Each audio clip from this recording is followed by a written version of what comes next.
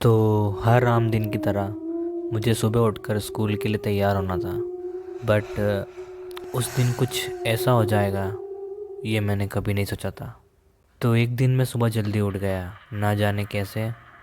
मैंने सोचा कि चलो आज जल्दी तैयार हो जाऊंगा। सो मैं तैयार होने के लिए उठने लगा, लेकिन मैं उठ नहीं पा रहा था। मैं देख पा रहा था बट मूवमेंट नहीं कर पा रहा था। मेरी पूरी बॉडी में पेन हो रहा था, और सबसे बड़ी बात यह थी कि मैं मुश्किल से सांस ले पा रहा था।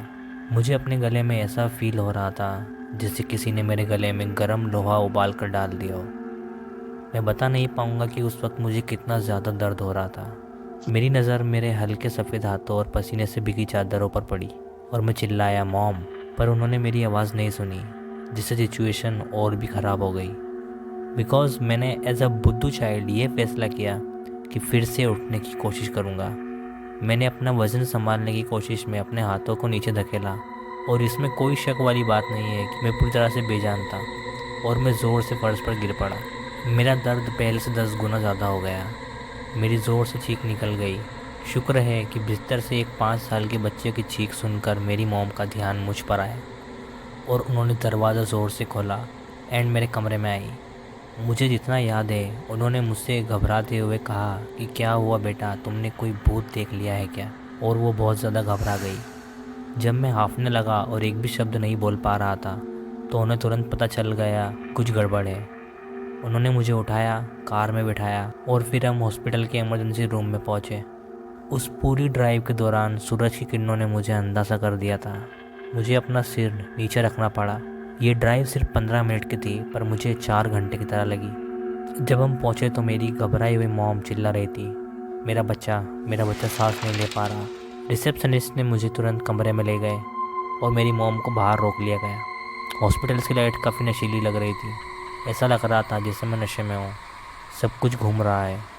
मुझे कमरे में शुरुआती समय के बारे में ज़्यादा पता नहीं था। मुझे ऐसा लग रहा था जैसे मैं कोई सपना देख रहा हूँ। कुछ घंटों बाद में मुझे पता चला। उन्होंने मेरी माँ को बताया कि जो कुछ मेरे साथ हो रहा है वो पूरी तरह से मिस्टीरियस है, कि किसी कारण से मेरा शरीर खुद से लड़ रहा था।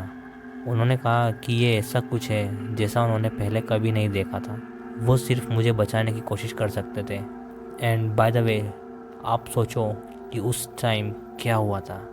सच कहूँ तो I was died for 20 minutes. Literally मैं मर चुका था। मेरा दिल रुक गया था, और सब कुछ ख़त्म हो गया।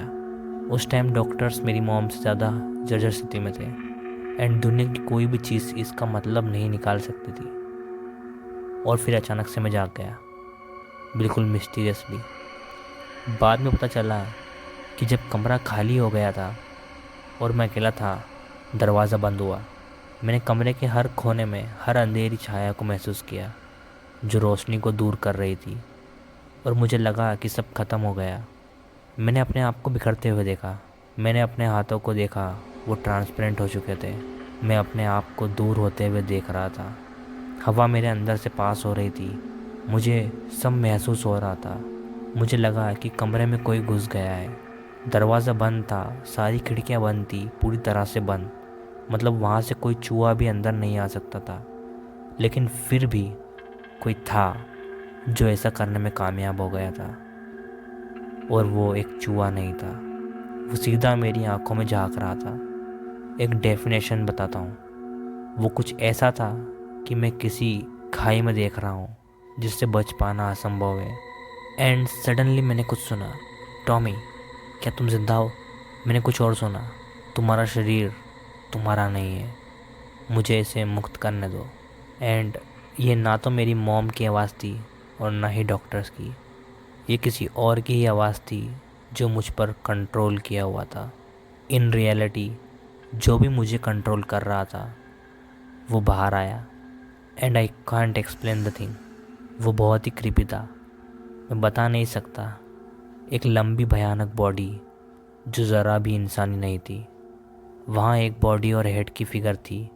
उसके मुंह के चारों ओर पिन जैसे दांतों से खोदा हुआ, आँखों में लिपटा हुआ मांस का टुकड़ा था, जो उसके शरीर पर बैठा था, जिसे मैं अभी उसका सर मान रहा हूँ। बिखरे रेशेदार और लंबे बाल, ना हाथ ना पैर। उसका जबड़ा चौड़ा हो गया और उसमें से खून जैसा कुछ निकला जिसने मुझे भिगो दिया। कुछ ही पल में मेरे आसपास का वातावरण एकदम अंधेरे में गायब हो गया। जैसे ही मैं उठा, मेरे मुंह से खून निकलने लगा, ढेर सारा खून। डॉक्टर्स मुझे घेरे हुए थे। मेरे मरने के बाद मुझे फिर से ज़िंदा होते हुए देख वो सभी सदमे के साथ साथ खुशी में मुझे देखने लगे। हार्ट रेट मॉनिटर अब तक ठंडा था और अब मेरे सिस्टम में 2 गुना ब्लड था। एंड जब मैं ठीक होकर वापस आया तो सभी ने मुझे गिफ्ट देकर वेलकम किया, लेकिन वो विजुअल्स और बातें मेरे दिमाग से नहीं जा पा रही थी। एंड ये चीज़ें अभी भी मेरे साथ होती है। कभी कभी मुझे गले में जलन फील होती है और मैंने इससे पीछे छुड़ाने के लिए सब कुछ ही कर लिया, बट ये मेरा पीछा नहीं छोड़ रहा था। तभी कुछ महीने पहले मैं फिर से बीमार पड़ने लगा और उसके बाद फिर कभी भी बीमार नहीं पड़ा और ना ही उस चीज़ को फील किया। मेरे दिल की धड़कन अभी भी अनियमित है, मानो यह 2 गुना तेज़ी से धड़क रहा है। मेरे पेट में दर्द हो रहा है और मुझे खाना खाने में दिक्कत होती है। मुझे नहीं पता क्या हो रहा है, लेकिन मुझे लगता है कि मेरा दिमाग बार बार अंदर बाहर हो रहा है। सो ये थी हमारी आज की एक मिस्टीरियस स्टोरी जो मुझे किसी ने रेडिट पर सेंड की थी। सो सबसे पहले थैंक यू सो मच उस व्यक्ति को। एंड वीडियो पसंद आए तो वीडियो को लाइक करना और चैनल को सब्सक्राइब किए बिना यहाँ से मत जाना। मिलते हैं नेक्स्ट वीडियो में। Thank you.